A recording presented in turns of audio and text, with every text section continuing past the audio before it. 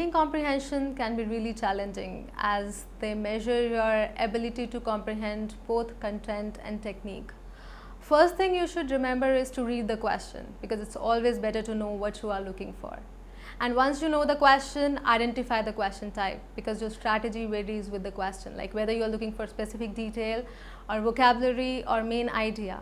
In case you are dealing with specific detail or vocabulary question or inference, then you need to spot the keyword so that you can attack on the related information to get your answer.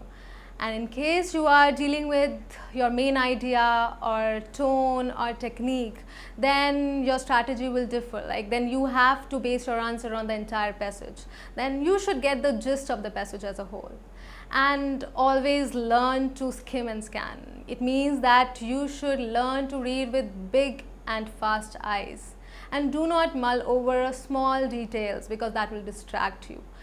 Learn to read between the lines.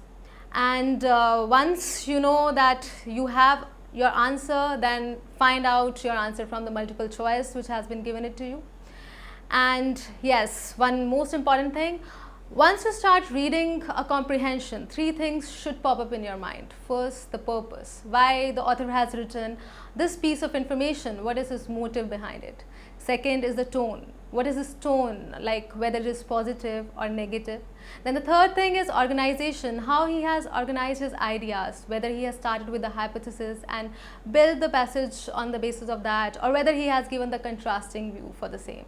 So you should know the technique of the author.